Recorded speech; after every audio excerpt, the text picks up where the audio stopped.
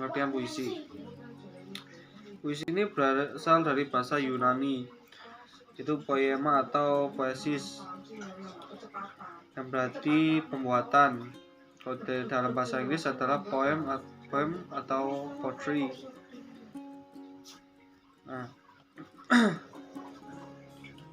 puisi pada dasarnya adalah seseorang telah menciptakan suatu dunia tersendiri, ya, yang berisi pesan atau gambaran pada suasana tertentu, baik fisik maupun batiniah. Puisi bisa dapat didefinisikan sebagai cabang sastra, ya, yang menggunakan kata-kata, rima, irama, dan sebagai media penyampaian berupa ekspresi seseorang. Next, unsur-unsur puisi. Yang pertama ini adalah unsur intrinsik. Ini unsur membangun yang dipecah menjadi dua unsur, yaitu unsur fisik dan unsur batin. Yang pertama adalah unsur fisik. Unsur fisik ini terbagi menjadi 6. Yang pertama, diksi. Diksi adalah pemilihan kata-kata yang digunakan oleh penyair dalam puisinya. Puisi adalah karya sastra yang padat dengan sedikit kata-kata, sehingga diksi atau pemilihan kata menjadi sangat penting dan krusial bagi nilai estetika puisi. Nah, kata-kata ini berupa kata-kata yang padat, ya, yang membuat para penyimak ini terkesan terhadap puisi ini. Kemudian imaji adalah unsur yang melibatkan penggunaan indera manusia. Imaji ini dibagi menjadi 3, ada suara, penglihatan, dan raba. Kemudian ketiga, kata konkret, merupakan kata yang mungkin terjadinya imaji. Kata konkret ini imajinatif, biasanya berhubungan dengan kata kiasan atau lambang. Kemudian gaya bahasa atau majas, yang bersifat seolah-olah menghidupkan dan menimbulkan makna konotasi dengan menggunakan bahasa figuratif. Majas ini macam-macam. Pada puisi misalnya dipakai itu retorika, metafora, personifikasi, litores, ironi, sinekdok, repetisi, anafora, antitesis, klimaks, antiklimaks, satir, paradoks, dan lain-lain. Dan rima. Rima ini adalah rima atau irama, persamaan bunyi pada puisi, baik itu di awal, tengah, akhir. Ritma ini ada yang tinggi rendah, panjang pendek, keras lemah bunyinya. Kemudian yang keenam ada tipografi. Tipografi atau pewajahan. Bentuk adalah bentuk puisi yang dipenuhi dengan kata tipi kiri, kanan, dan memiliki pengaturan baris. Biasanya pada baris puisi tidak selalu diawali huruf besar, ya, atau huruf-huruf kapital, serta tidak diakhiri dengan tanda titik. Next, di sini selanjutnya adalah unsur batin. Unsur batin ini dibagi menjadi 4. Pertama adalah tema. Tema adalah unsur utamanya. Ini berkaitan erat dengan yang dihasilkan pada suatu puisi, ya, dan tema ini sebagai landasan atau garis besar isi puisi tersebut. Jadi tema ini seperti judulnya. Jadi kita kalau mau membuat puisi itu kita namain apa dulu, seperti itu. Kemudian rasa atau feeling puisi, merupakan sikap penyair terhadap pokok permasalahan yang terdapat dalam puisinya. Pengungkapan tema dan rasa ini saling berkaitan dengan latar belakang, pengalaman, dan psikologi penyair. Jadi rasa ini cenderung ke pengalaman seseorang ya, apa yang pernah dialami, baik itu bahagia, senang, sedih gitu. Kemudian nada adalah dimana sikap penyair atau terhadap pembacanya hubungan dengan tema dan rasa yang ditujukan penyair pada pembaca. Bisa dengan nada menggurui, mendikte, nada sombong, nada tinggi, atau seolah bekerjasama dengan pembaca. Amanat berikutnya. Amanat merupakan pesan yang terkandung di dalam sebuah puisi. Amanat ini memaknai, maksudnya amanat ini makna dalam puisi tersebut itu apa isinya, apa yang dapat kita ambil poin-poinnya dari puisi tersebut, seperti itu. Next, sekarang ada unsur intrinsik puisi. Nah, unsur intrinsik puisi ini terbagi menjadi 3. Pertama ada biografi. Nah, biografi yaitu latar belakang atau riwayat hidup dari penyair puisi. Tentunya ini pengalaman hidup dari penyair, maksudnya yang membaca puisi tersebut dan mempengaruhi karya puisi yang diciptakan. Jadi karya puisinya. Kemudian unsur nilai yang terkandung dalamnya. Maksudnya nilai-nilai kandung dalamnya ini nilai-nilai yang bisa berupa dari nilai ekonomi, politik, budaya, sosial, pendidikan, dan lain sebagainya. Nah, puisinya ini berhubungan dengan apa? Maksudnya itu nilai. Bisa apa berhubungan dengan ekonomi, budaya, politik, sosial, atau pendidikan, dan lain-lain. Ya, seperti itu. Kemudian ada unsur masyarakat. Kondisi dan situasi sosial saat puisi ini dibuat. Nah, unsur masyarakat ini keadaan lingkungan sekitar, hingga di politik, hampir mirip dengan nomor 2 ya.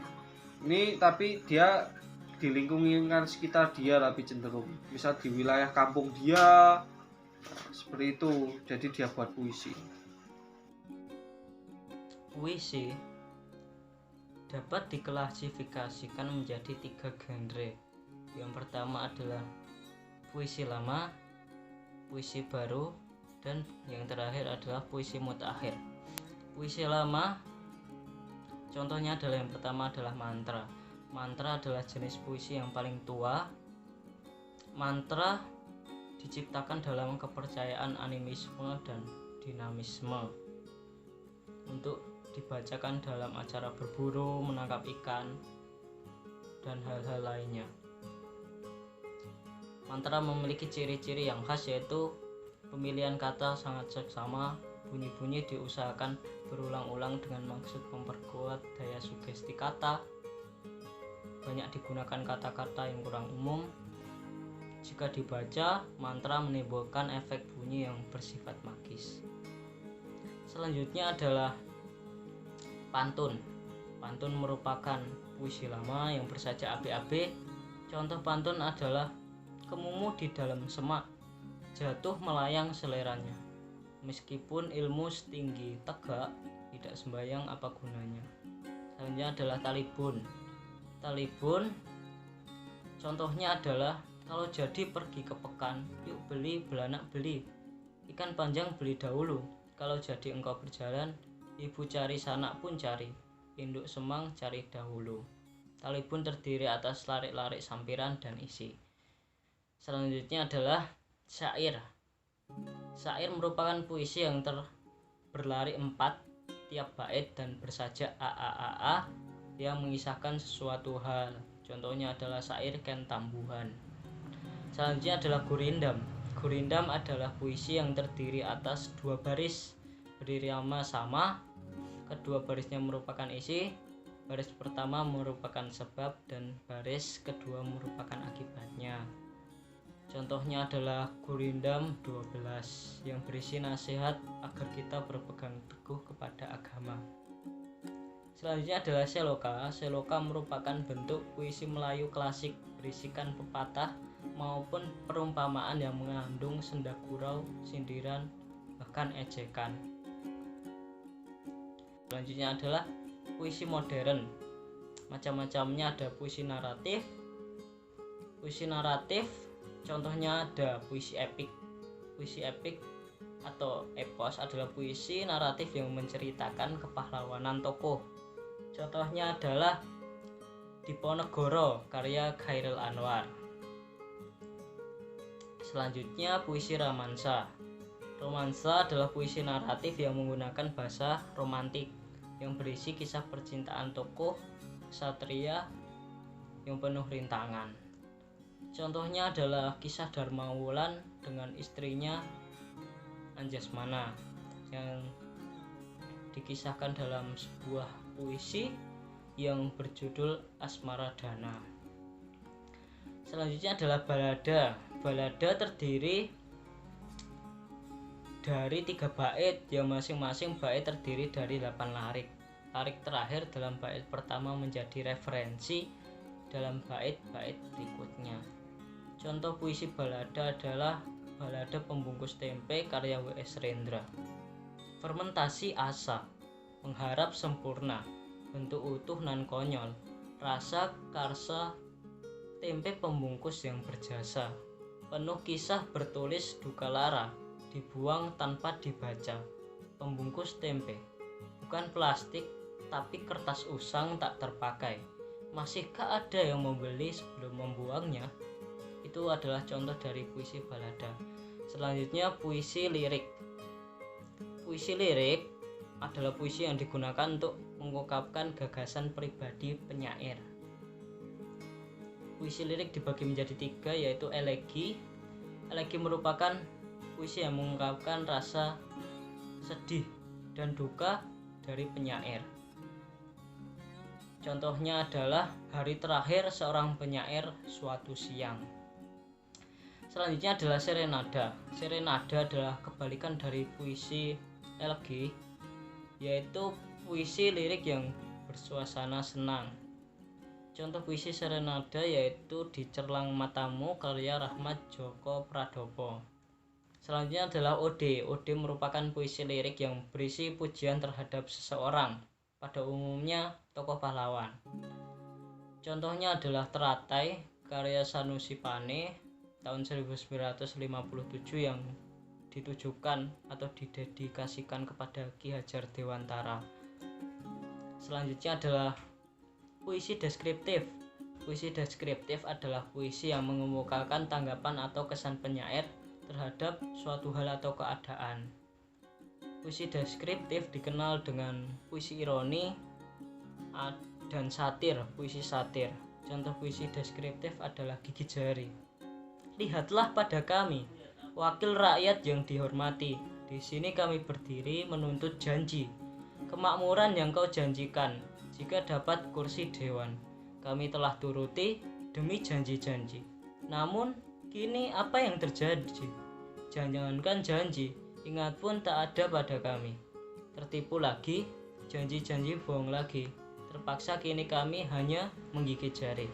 Itu contoh puisi, yaitu puisi deskriptif. Selanjutnya adalah puisi diafan. Puisi diafan merupakan puisi yang menggunakan kata-kata denotatif, kurang sekali menggunakan pengimajinasian dan bahasa kiasan. Dan puisi diafan ini mudah dipahami maknanya. Contoh puisi diafan yaitu Sajak Sikat Gigi karya Yudhistira Ardinugraha. Selanjutnya adalah puisi prismatis. Balikan dari puisi diafan, puisi prismatis didominasi oleh penggunaan kata konotatif, citraan, dan kiasan. Puisi prismatik adalah puisi yang mengemukakan makna secara tidak langsung. Contohnya adalah Saat Sebelum Berangkat karya Supardi Djoko Darmono. Yang terakhir yaitu puisi mutaakhir. Puisi mutaakhir Contohnya adalah puisi tipografi. Puisi tipografi adalah puisi kontemporer yang mengutamakan wujud atau bentuk fisik puisi untuk memperkuat ekspresi puisi tersebut. Dalam puisi ini, wujud fisik puisi yang biasanya dihasilkan dari cara penulisan yang diatur sedemikian rupa termasuk salah satu unsur puisi. Contoh puisi tipografi yang paling terkenal adalah Tragedi Winka dan Sihka karya Sutarji Kaljong Bahri. Selanjutnya adalah puisi beling. Puisi beling merupakan jenis puisi yang kemunculannya dilandasi oleh semangat pemberontakan terhadap puisi dan penyair sebelumnya. Beling adalah kosakata dalam bahasa Jawa yang bermakna nakal, kurang ajar, sukar diatur, dan suka memberontak. Menurut Darmono, ciri utama puisi beling adalah kelakar. Kata-kata dipermainkan, arti bunyi dan tipografinya dimanfaatkan untuk mencapai sebuah efek tertentu. Contoh puisi beling adalah pedas cabai rawit. Semua kecanduan, pedas harga cabai rawit, haruskah mati kecanduan? Super pedas, ulah sang penguasa, pedas kecanduan. Contoh dari puisi beling. Selanjutnya adalah puisi multilingualisme. Dari bahasanya sendiri, puisi multilingualisme mengacu pada penggunaan berbagai bahasa sebagai sarana ekspresinya. Contohnya adalah Merapi, yang menggabungkan antara puisi bahasa daerah, bahasa Jawa, dan bahasa Indonesia. Yang terakhir adalah puisi konkret. Puisi konkret adalah puisi kontemporer atau mutakhir yang membuat bunyi dan kata menjadi berwujud. Contohnya adalah drama Sebabak, yang mana puisi ini memberikan gagasan senyata mungkin sehingga menemukan lafal atau bunyi yang tepat untuk menunjukkan bunyi dan kata. Setelah mengetahui beberapa genre tersebut, maka kita dapat menyimpulkan perbedaan dari genre-genre puisi yang kita sudah pelajari tadi, seperti puisi lama, puisi baru, dan mutakhir. Puisi lama bersifat anonim tanpa adanya nama pengarang, terikat oleh aturan seperti jumlah baris, tiap bait, jumlah suku kata, dan rima. Puisi baru diketahui nama pengarang. Nama pengarang dituliskan seperti contohnya adalah W.S. Rendra, Khairul Anwar, dan lain-lainnya. Tidak terikat oleh aturan, bentuknya rapi dan simetris. Puisi kontemporer atau mutakhir diketahui nama pengarang, tidak terikat oleh aturan, penulisan kata, baris, dan bait menyimpang dari penulisan puisi pada umumnya. Terima kasih, itu penjelasan dari saya mengenai genre-genre puisi. Selanjutnya bagian mengapresiasi puisi. Apresiasi merupakan bentuk perbuatan seseorang dalam menghargai atau menilai suatu karya sastra. Bila itu karya sastra puisi, maka karya sastranya berupa puisi. Karya sastranya berbentuk puisi. Menurut pendapat Aminuddin, apresiasi berasal dari kata Latin appreciatio yang artinya mengindahkan atau menghargai.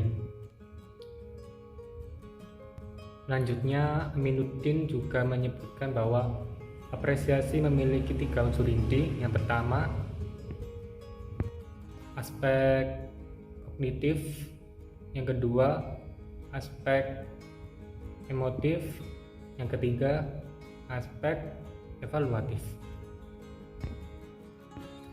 Jadi apresiasi puisi adalah bentuk kegiatan seseorang dalam menghargai suatu karya sastra, terlebih khususnya adalah puisi yang mempunyai tingkat dasar pemahaman dan pengetahuan yang jelas dan mendalam agar karya sastra tersebut dapat dipahami secara menyeluruh. Langkah-langkah mengapresiasi puisi ada 2 cara. Yang pertama, mengapresiasi puisi yang tergolong mudah. Yang kedua, mengapresiasi puisi yang tergolong sulit. Untuk tahap langkah-langkah mengapresiasi puisi yang tergolong mudah, menurut Sumarjo dan Saini, ada 4 langkah. Yang pertama, keterlibatan jiwa. Yang kedua, penguasaan penyair terhadap bahasa. Yang ketiga, hubungan dengan pengalaman kehidupan. Yang keempat, mengapresiasi melalui lisan. Untuk langkah keterlibatan jiwa,